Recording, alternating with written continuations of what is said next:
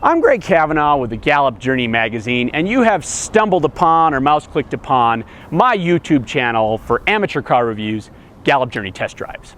Now, I'm standing here before you with a 2014 Ford Edge. This is the front-wheel drive, not all-wheel drive, SE, essentially the base model. I want to point that out right away, so if you're looking at car reviews, you'll realize this is the model that a lot more people are likely to buy, not the sports and the limited and the more expensive ones you probably see out there on the old interwebs. Now, if you go to Ford's website and you click on SUVs/crossovers, you're going to get a very extensive list.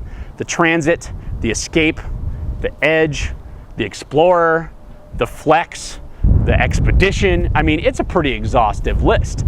And it kind of makes you wonder, why so many? Well, stick around for the next several-ish minutes and hopefully we can answer that question.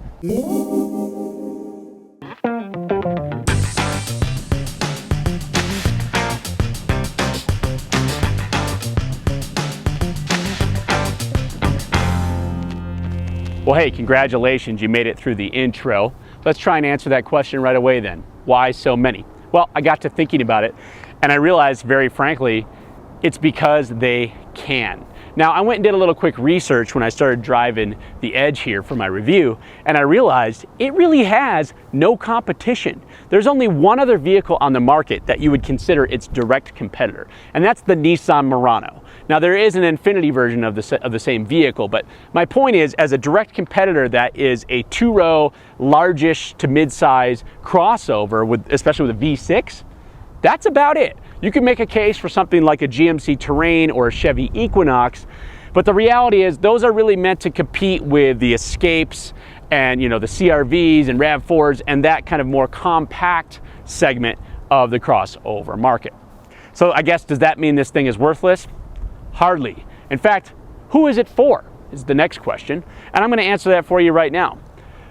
As I see it, the Edge is perfect for anybody who can get by with a sedan for their daily needs, but wants the versatility of a hatchback and the high seating position and some of the feel you get with driving a crossover on a daily basis, and of course, the styling. There you have it, folks. Hopefully that answered most of your questions right there, but let's take a more in-depth look as we move on. Now, when looking at the Ford Edge, you have to consider its powertrains, and I find the powertrain options here pretty interesting. There are three. What I'm driving is the base model's 3.5 liter V6. It makes 285 horsepower, 253 pound-feet of torque. Now, you can also go on the other end, which is the 3.7 liter version of this V6, only found in the sport model, makes over 300 horsepower. Frankly, that's just for the sport model, so we're not going to worry about this one at the moment. But your other engine option is the 2-liter EcoBoost, which I have driven in other vehicles, but I haven't driven in the Edge. Now, it makes 240 horsepower and 270 pound-feet of torque. So a little more torque, a little less horsepower. And it does make that torque at a lower RPM than the V6 here. Now, one caveat, that's on 93 octane fuel. So frankly, when you look at the two powertrains, the 2-liter 4-cylinder turbocharged EcoBoost versus the 3.5 V6, when it comes to power, I have to say it's probably basically a wash, if not actually give a nod to the V6 here, the 3.5 in the base model. So if you're not going to shop the two powertrains for power, what are you shopping for? Well, price and fuel economy. Let's talk price real quick. It's about $1,000 more for that EcoBoost. Okay, so if it's about $1,000 more, when are you going to make that money back in terms of fuel savings? Well, let's look at the numbers. The 3.5 liter here is rated at 19 city, 27 highway, 22 combined in front-wheel drive guys. It's about 2 miles per gallon less if you opt for all-wheel drive. Now, the EcoBoost has an important number. It is rated at 30 miles per gallon on the highway, about 3 miles per gallon difference, and it's 24 combined, 21 city. So it's about 2 miles per gallon to 3 miles per gallon better across the board on the EPA cycle, mind you. Now, with that being said, how long is it going to take you to recoup your $1,000? Well, I don't know, 40 to 60,000 miles by my quick basic math. I could be wrong here. Feel free to correct me in the comments below. But nonetheless, you will recoup that cost, but it's going to take a while. So there's another important point to be made here, and that is when you walk up to cross shop the two vehicles and you see that 30 on a crossover for a 30 miles per gallon highway with the EcoBoost, you have to admit, as a selling point, I could see people buying it simply on that alone. Either way, this 3.5 liter pulls the car around just fine. It's got plenty of punch. Getting on the highway, 2-lane passing, I checked all those aspects out, and it's great, man. 285 horsepower is more than enough for this vehicle. The Ford Edge excels, in my opinion, here in the second row. It's a wide vehicle. It's comfortable back here, real comfortable, great space. Partly because you're not compromising the second row to try and cram a third row back there like a lot of crossovers are doing these days. No compromises for that.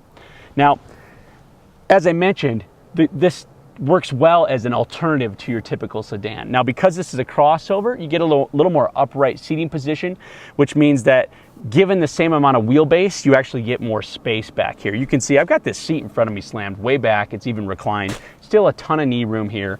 Now, this kind of canted roof line does yield a little bit of compromise in headroom for people, you know, who are a good bit over 6 feet tall. For me, of course, it's probably no problem.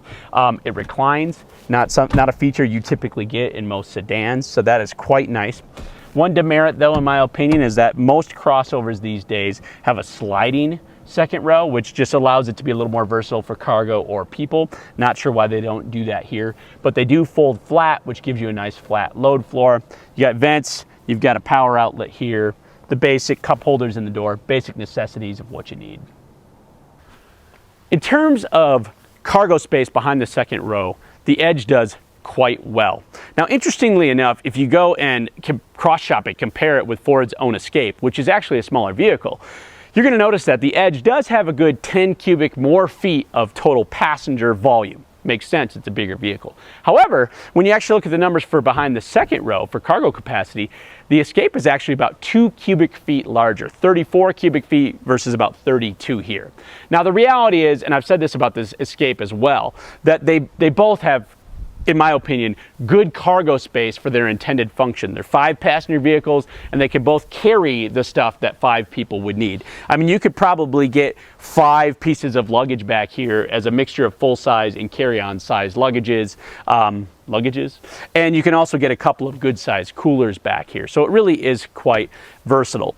Now, interesting, and of course I should mention, the second row does fold flat to give you the ability to carry larger objects. Now, that's why people might go for a crossover versus a sedan. Something to note, the profile, the shape, the size of the Edge is that it has a more squat look to it, which what that means is when you're going to put a larger object in, you're not going to quite get the height advantage you do with other CUVs, but it is a height advantage over a sedan, obviously. Also, the sloping rear roof line has its kind of demerits. It's nice for styling, but it has its demerits in terms of cargo. I mean, if you're going to shove a buddy in back here to get a six person in, you're going to notice it's kind of hard for them to get their head in because of that roof line. Now, below the load floor, you're not getting a, well, how do I want to say it? Nice, square, obvious, compartmentalized storage area that you're finding in most vehicles now. What you're getting more is trying to take advantage of extra space around the spare tire. Kind of like you used to have in the old days where the spare tire would be down there and you could just throw a bunch of junk underneath there. That's basically what you have here, but it's a little bit better done because it's 2014. So I'm not quite sure why they did it that way. Obviously, it's some sort of packaging issue, but they do give you nice tie downs here. And of course, they give you this somewhat ubiquitous, the cargo net. I don't really know who uses these things. Mention it in the comments if you actually do use it, because I don't know anybody who does. But back to the point, you got power source back here for tailgating or whatever you need to do. Cargo space for 5 passengers in the Edge, pretty good. Now, there's not much to say in terms of driving dynamics. It's fine. Ride's very nice, very smooth. Road noise is pretty much kept to a minimum. On the highway, you notice wind noise actually more than anything, but even that being said, it's a pretty quiet vehicle. So it's really more important to talk about its functionality and ergonomics. Now, this is a 5-passenger vehicle, you know, no center bench here in the center. Armrest, your typical armrest with quite a bit of storage underneath, but one I would say demerit is that it's quite deep, not particularly wide, so it's easy to get stuff stacked on top of each other, which would lead to making it hard to find stuff or a lot of stuff getting lost. But there is decent amount of storage in there. It still has this problem that seems to be becoming the norm in the industry, and that is in order to get the controls for climate control in particular or infotainment close to the user and easy to use, they bump out that part of the dash or the center stack, and then there's this gap behind there. Now they've realized that's empty space and we should leave it available for storage, but it's impossible to get to. Now it is lit up, like at night you can see under there, but I mean, I don't know what you'd put under there. It's not something you're gonna wanna get to regularly because it's really hard to get to. You got cup holders here in the center, 2, and then 1 in each door, as well as decent size pockets here in the doors. But I mean, frankly, that's one thing I did notice very quickly is there's not a ton of storage and cubbies and so forth in the front seat here of the Edge. So that's something to keep in mind. The gauges are big and very easy to read. I think they look good. I love how the needles glow blue at night. In the center here, you have your information screen, fairly normal Ford infotainment information screen. In terms of infotainment here in the center, really small screen, no backup camera here on the base. If you upgrade to, like, you know, the Sync and some of these other higher end My Ford Touch and stuff, you get a bigger screen, and it also changes your screen layout here in the dash. But here on the base, it's pretty straightforward, pretty simple, but it is easy to use and it looks good. The base model Edge here is about almost $29,000 when you factor in destination and things like that. That is a little bit higher than what you're going to pay for a similarly equipped sedan. So you are paying a premium to get a crossover and to have kind of everything that comes with a crossover, the seating position and the hatchback style and so forth. And I think that really kind of begs the question in terms of what you need for your family or for your day-to-day use for functionality and so forth, is that price jump worth it?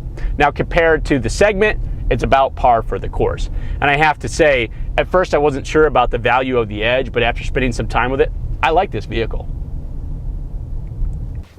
So lastly, I want to give a shout out to Gurley Gurley Motor Company of Gallup, New Mexico. As I've said before, oldest Ford dealership in New Mexico. Kudos to them. Always great to work with. Call them up, gave me the Edge, and I set off. Also, I should point out they put on a wicked cool car show. You should go check that out online. I'll put a link in the description. So, thanks to you guys for watching, liking, subscribing, sharing. Very important to me. It helps keep me doing what I'm doing with this amateur car review channel. Please pass it along. Sharing is really important for what I do. Let people know, especially if they're in the market for something that I am testing. I look forward to your comments, of course. See you next time. Here comes Bruce one more time, making a pass, looking for a Sheila. Sexy car like this is going to get lots of Sheilas, all interested. All Sheilas. Oh yeah, there comes Bruce, sexy Bruce in a sexy Ford. There's Bruce now. Oh.